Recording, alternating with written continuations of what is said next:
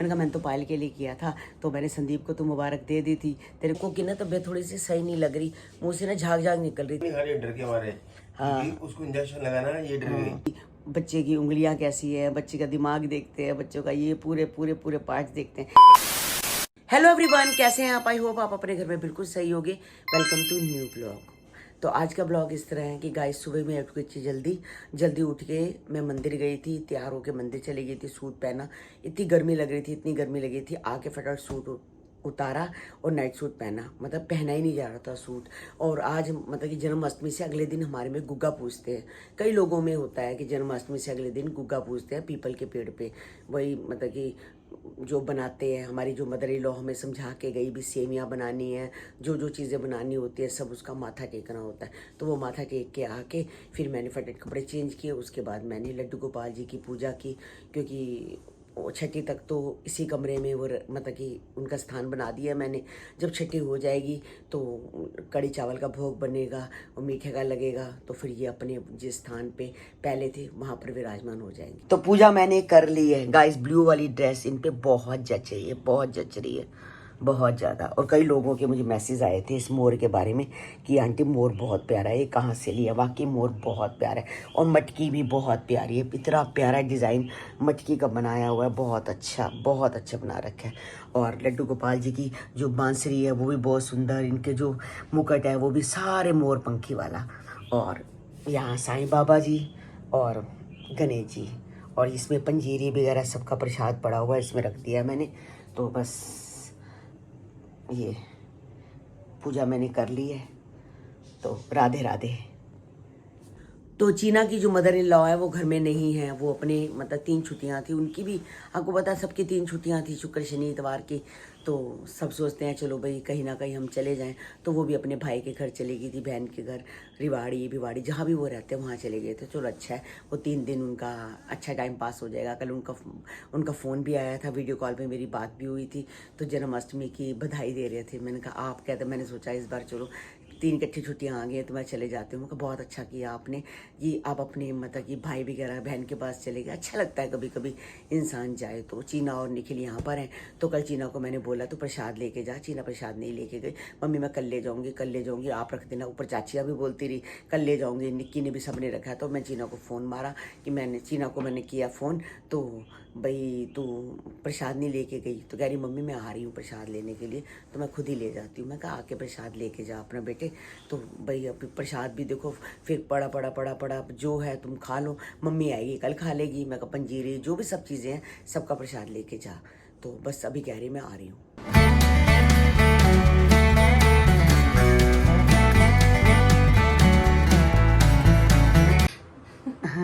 तू तैयार होके कहाँ जा रही है?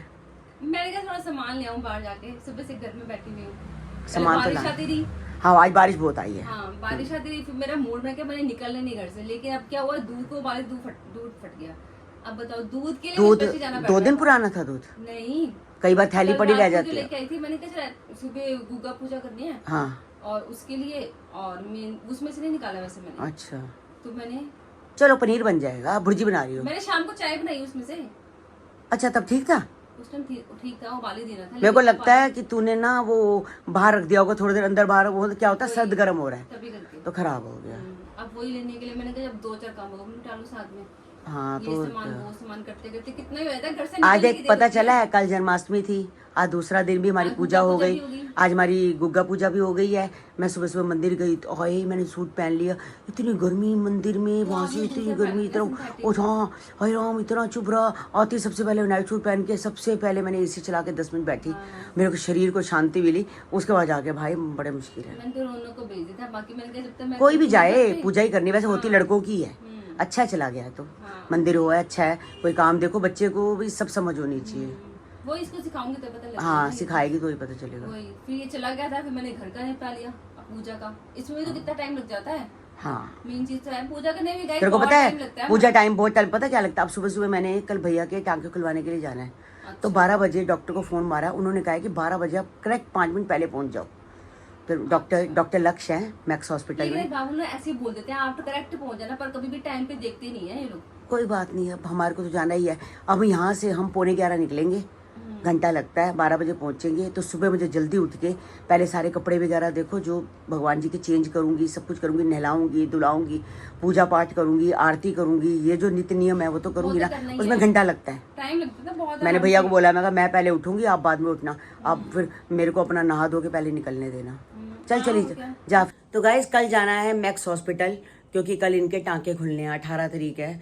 तो जो डॉक्टर लक्ष्य है उन्होंने बुलाया है कि भाई 12 बजे तक पहुंच जाना। तो भाई सुबह जल्दी उठेंगे।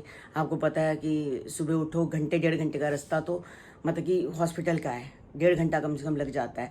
अगर ट्रैफिक ना हो तो घंटा भी लग जाता है, वैसे 1.5 घंटा भी लग जाता है।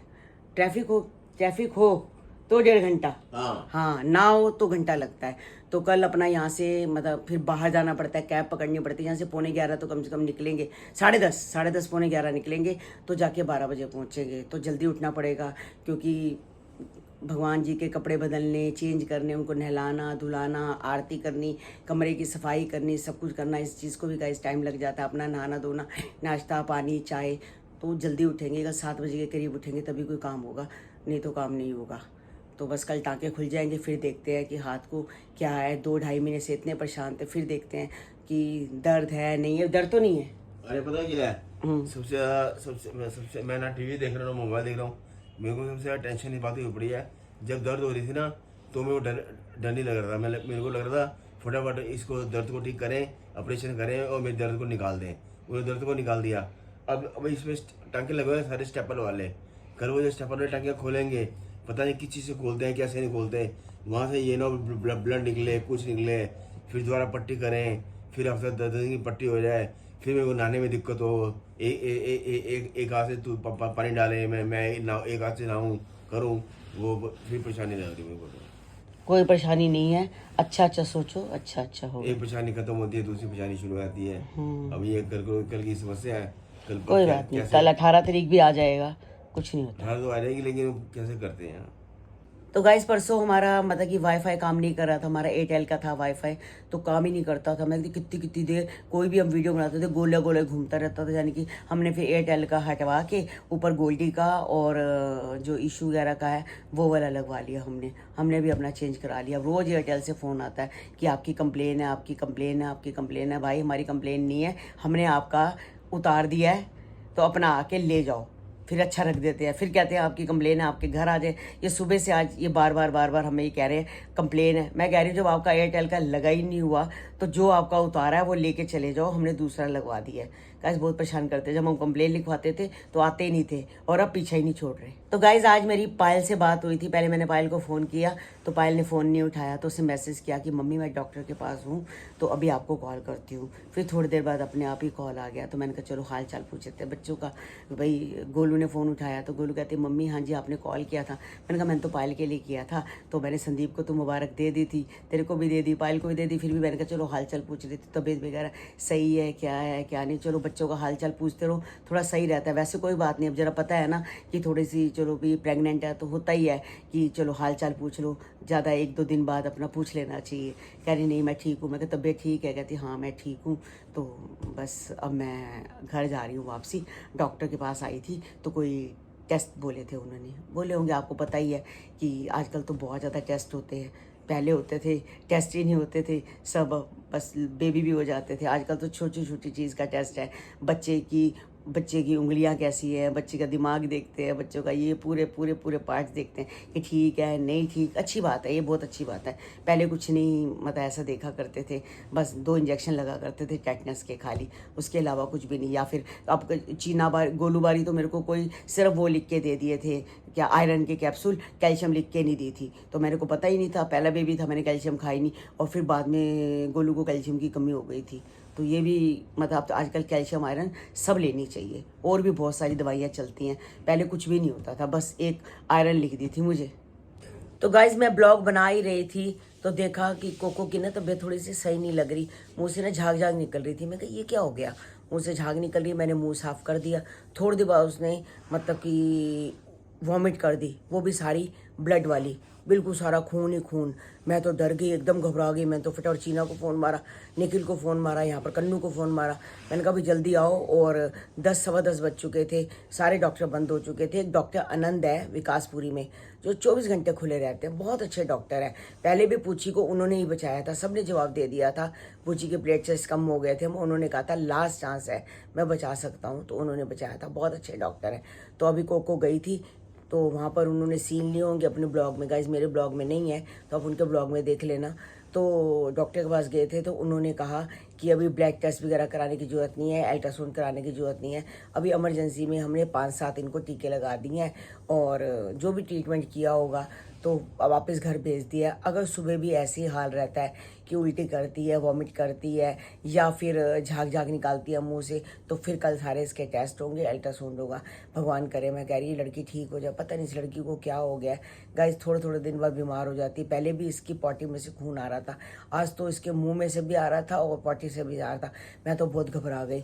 फटाफट भेजे, भगवान करे ये बस सुबह तक ठीक हो जाए, और कुछ नहीं चाहिए। डॉक्टर ने खाने को मना कर दिया है और पानी पीने को भी मना कर दिया है। और गाइस कैसे देखो, निढाल सी पड़ी हुई है, ये देखो कैसे निढाल सी, कुछ भी नहीं खाया। डॉक्टर ने मना कर दिया है कि नहीं देना कुछ भी, नहीं तो वॉमिट करेगी। तो हाँ, ड्रिप चढ़ी है। तो बस 1:15 बज चुके हैं गाइज। अभी हमने खाना खाया है। 1:15 1:20 ही हो चुके हैं, 1:20 हो चुके हैं। तो हमने खाना खाया। अभी कोको को भी नहीं खिलाना था, कोको को पूछी को ज़बरदस्ती खिलाया मैंने। पूछी भी नहीं खा रही थी, मैंने कहा नहीं तू तो खा, तू तो ठीक है, तो इसको खिलाया। कोको ने खाना नहीं है, हमने भी अपने 2 फुलके ही गाइस जो बना लिए। ये पता क्यों नहीं खा रही? डर के मारे। हाँ, उसको इंजेक्शन लगाना, ये डर गई कि कुछ ना हो जाए। नहीं, जब पूछी को कोको को लेके जा रहे थे ना, जल्दी चलो तो डर जाती है। ये फटाफट किचन में जाके छुप गई थी, तो बड़ी मुश्किल से इसको खाना खिलाया। तो गाइस हमने भी खाना खाया है, और 2 रोटियों से ऊपर खाई नहीं गई। तो बस सुबह भी जल्दी उठना है, आपको पता है कि टाँके खुलने हैं, 12 बजे तक हॉस्पिटल पहुँच रहे हैं। तो मिलते हैं कल आपको एक नए ब्लॉग के साथ। Bye bye guys. और आप बिल्कुल प्रेयर करना कि मेरी कोको बिल्कुल ठीक हो जाए, भगवान करे बिल्कुल ठीक।